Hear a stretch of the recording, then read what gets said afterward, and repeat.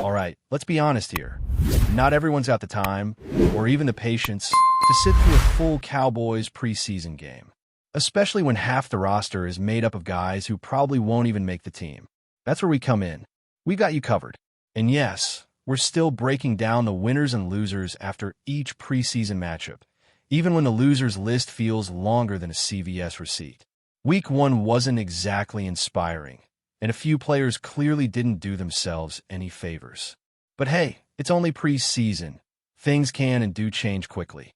Just ask Malik Davis. The moment he got re-signed, some fans were ready to light their torches. Another recycled project, they said. Why bother bringing him back? And sure, on paper, it might have looked like just another depth body.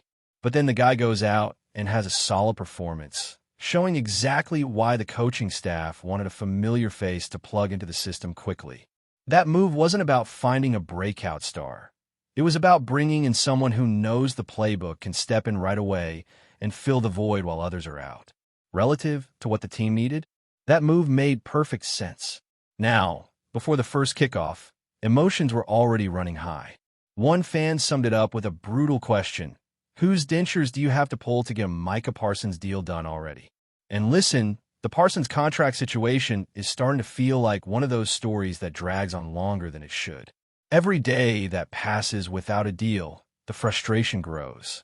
And not because people think Micah won't play. He's not skipping out on million-dollar game checks. But because there's a growing sense that Jerry Jones is playing hardball, trying to win the deal, instead of just getting it done. That's the real issue.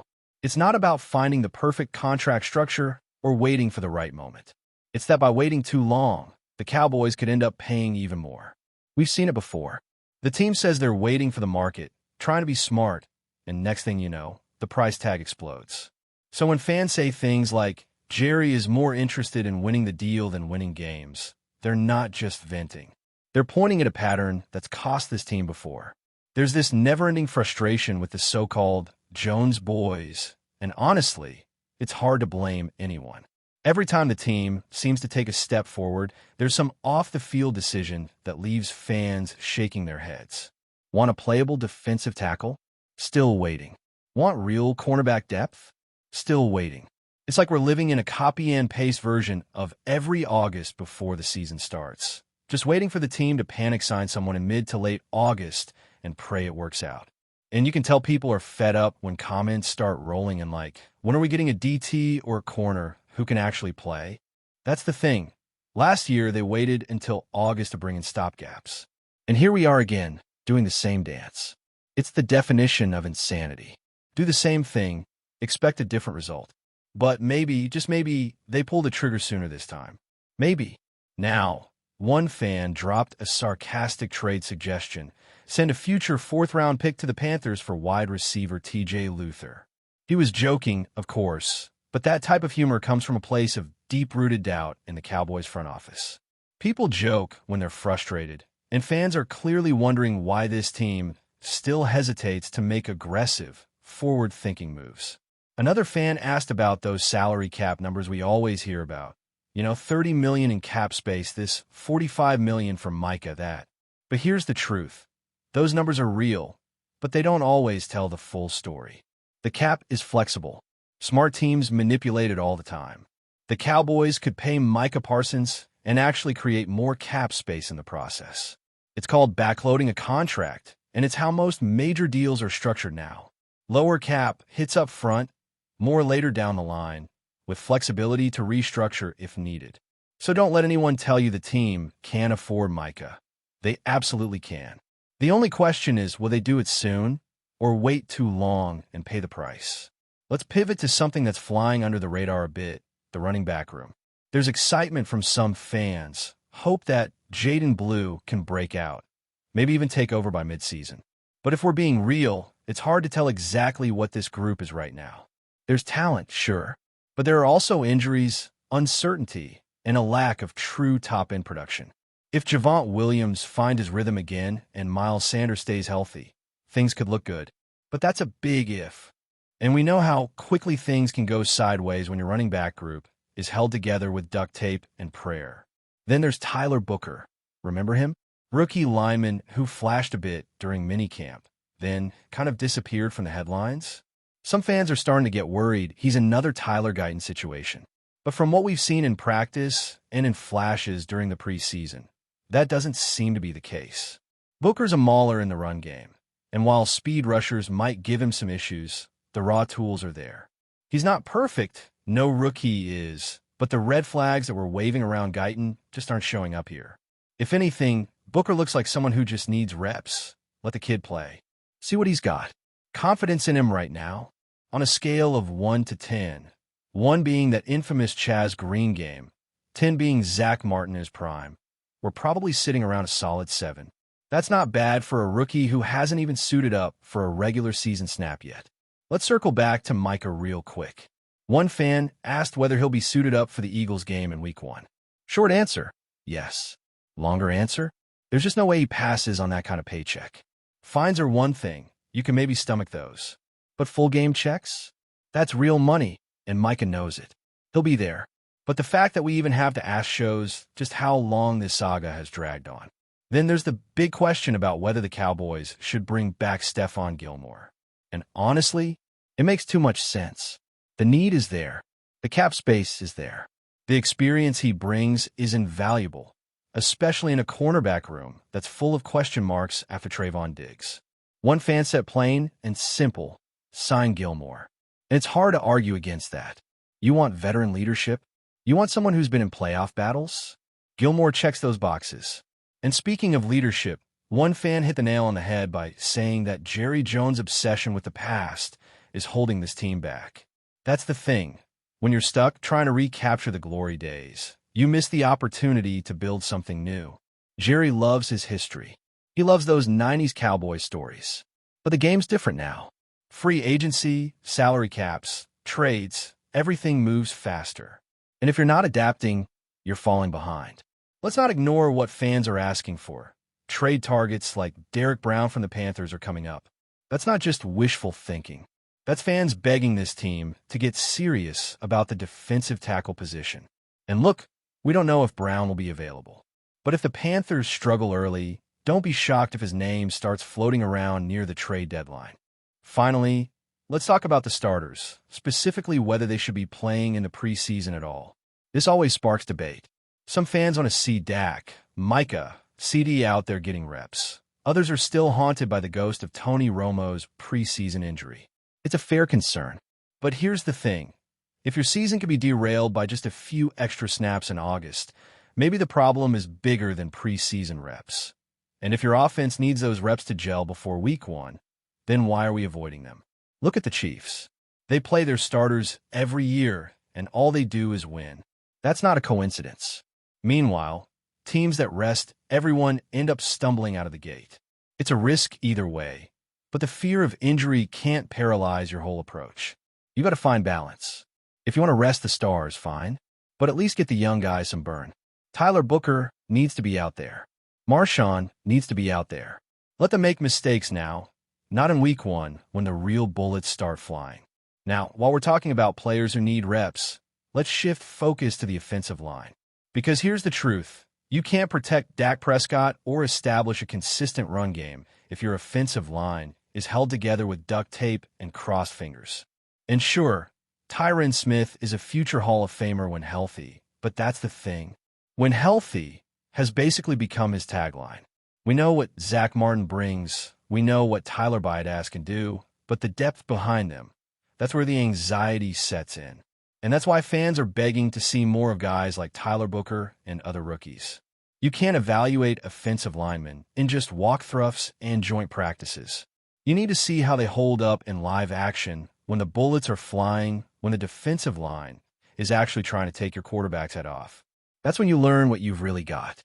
And then there's the defensive side of the ball, where once again we're having the same conversation we've had for the last 3 or 4 off seasons. Can this team stop the run?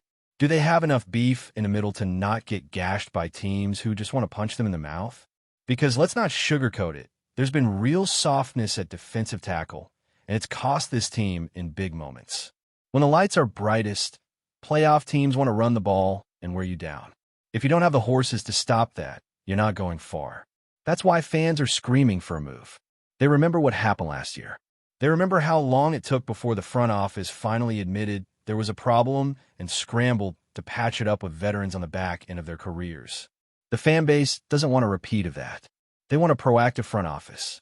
They want a team that sees the holes and fills them before the ship starts sinking. And speaking of sinking ships, let's talk cornerbacks.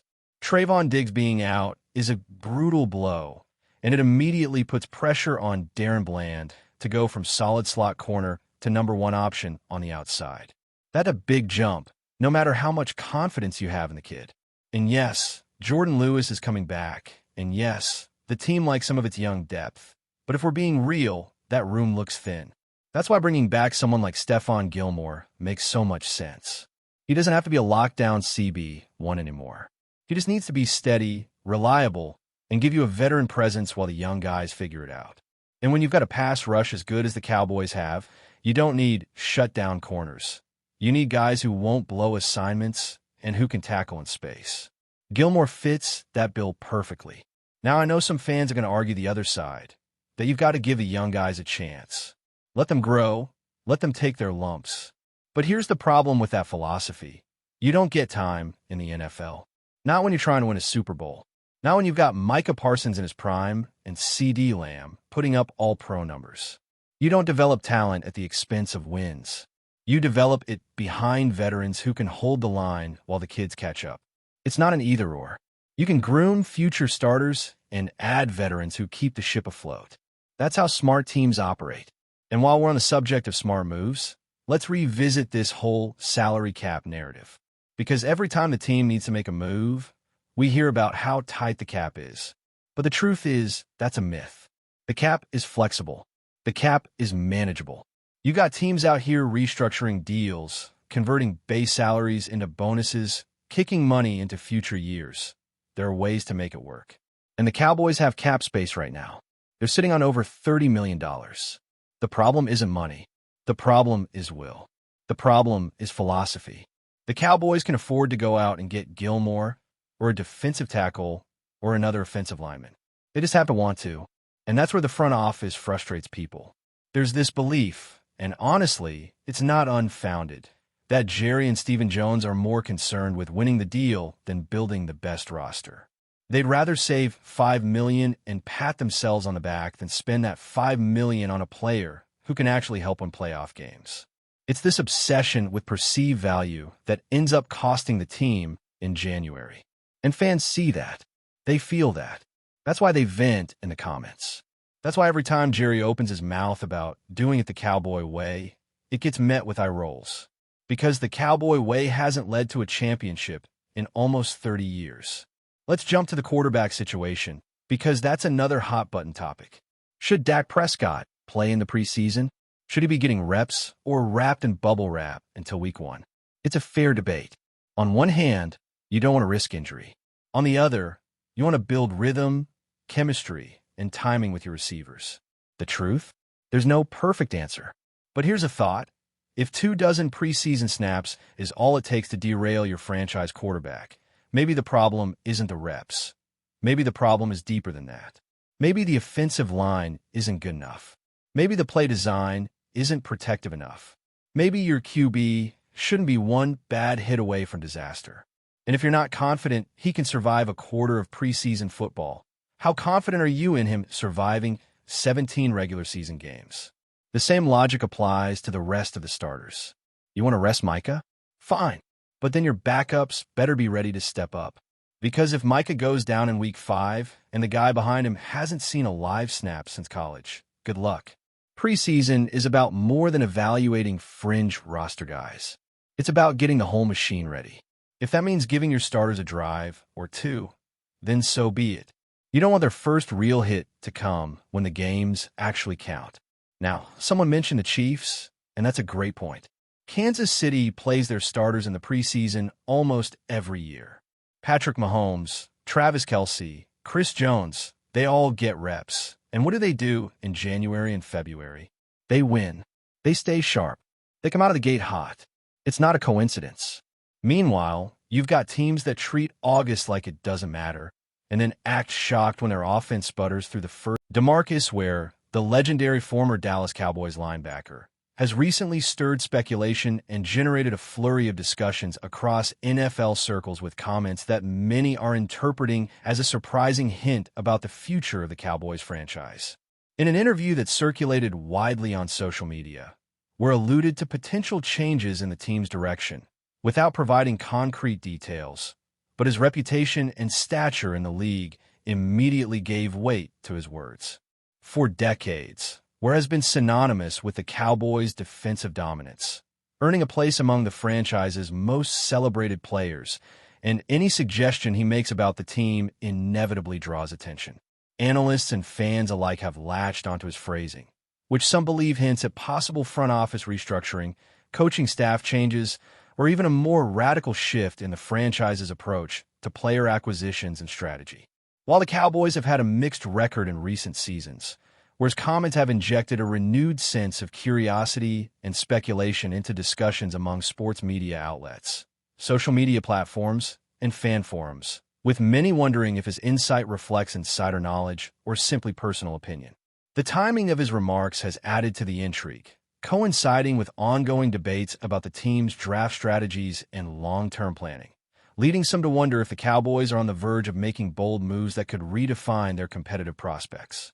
Industry insiders are already weighing in on the possible implications of Ware's statement, and while no one can confirm anything definitively, the rumor mill has been energized by the ambiguity of his language. Some commentators have suggested that Ware could be subtly signaling a desire for the franchise to prioritize younger talent, possibly hinting at significant trades or acquisitions in the upcoming seasons. Others speculate that his remarks might touch on internal conflicts or philosophical disagreements within the Cowboys management, which could precipitate a shakeup if his vision for the team resonates with certain decision-makers. The excitement surrounding these speculations has led to an increase in media coverage, with sports journalists dissecting every nuance of Ware's interview, attempting to identify clues in his tone, phrasing, and even nonverbal cues. Social media users have been quick to respond, with countless threads, memes, and fan theories emerging in response to the potential ramifications for the Cowboys. Despite the lack of concrete evidence, the mere possibility of change has created a sense of anticipation and anxiety among the fan base, who are eager to see if Ware's comments could foreshadow transformative decisions. In a league where speculation often shapes narratives before reality sets in, Ware's words have already become a touchstone for discussions about the franchise's future trajectory, fueling debate and encouraging both cautious optimism and measured concern. Several scenarios have emerged in the aftermath of Ware's remarks, each carrying its own set of potential consequences for the Cowboys. One popular theory suggests that Ware is hinting at the team's need to overhaul its defensive schemes, reflecting a broader philosophy he championed during his playing career. Fans and analysts have dissected past interviews and career highlights to imagine how Ware might envision a restructured defense, including possible acquisitions, draft strategies, and shifts in coaching responsibilities. Another scenario proposes that his comments are tied to potential leadership changes within the franchise, perhaps even signaling support for a new general manager or head coach, though specifics remain entirely speculative. Some sports columnists have gone further, suggesting that Ware's words could influence the team's relationship with its star players, affecting contract negotiations, player morale, and locker room dynamics. The speculation is compounded by the fact that Ware's insights carry weight precisely because of his status as a former player who intimately understands both the pressures and the opportunities within the Cowboys organization. With each new theory, the rumor mill grows, feeding a cycle of conjecture that keeps fans, analysts, and even other players engaged in ongoing discussions, creating a climate of uncertainty, excitement, and heightened attention around one of the NFL's most storied franchises. The impact of Ware's comments extends beyond speculation about team strategy and personnel, reaching into the cultural and emotional heart of Cowboys fandom. His legacy as a dominant force on the field gives his opinions an almost prophetic quality, leading supporters and critics alike to interpret his words through a lens of historical significance. Some fans have expressed optimism, imagining a bold and innovative future shaped by the philosophies and instincts of a player who understood the nuances of winning at the highest level. Others are wary, perceiving his statements as a potential signal of disruption or internal tension that could affect the team's cohesion and performance in the short term. Media outlets have amplified the conversation, highlighting fan reactions, analyzing statistical trends, and referencing past statements by Ware that may lend context to his latest comments. Podcasts, YouTube channels, and sport blogs have all contributed to the amplification of these speculations, each offering their own interpretation of what the future could hold, ranging from moderate changes in play style to dramatic front office overhauls. Regardless of the outcome, Ware's remarks have sparked a renewed focus on the Cowboys, drawing attention not only from the team's traditional fan base, but also from casual observers intrigued by the potential for dramatic shifts in one of the league's iconic franchises. Beyond the immediate buzz, the long-term implications of Ware's hints could redefine the way fans, analysts, and even players perceive the Cowboys organization. If the speculated changes come to fruition, whether through coaching adjustments, draft decisions, or strategic shifts, the franchise could enter a period of renewed competitiveness and innovation, potentially altering its identity within the NFL. Ware's stature adds a layer of credibility to these possibilities, as his understanding of the game and the inner workings of the team provide the foundation for interpreting his remarks as more than idle commentary. The ongoing discourse surrounding his statement has already influenced public perception, shaping expectations for the upcoming seasons and creating a climate in which every decision by the team is scrutinized for alignment with the rumored vision. Whether or not his hints lead to tangible outcomes, the conversation he sparked has highlighted the enduring power of legacy voices within professional sports and their ability to influence narratives, fan engagement, and organizational strategy. For the Cowboys, the impact of DeMarcus Ware's surprising words may prove to be both immediate and enduring, ensuring that his presence in the discussion of the franchise's future resonates far beyond the confines of a single interview. That's it for this update. If you enjoyed the video and want to keep receiving exclusive news about the Dallas Cowboys, please subscribe to our channel and give this video a like. We always look forward to your comments and opinions. See you in the next video.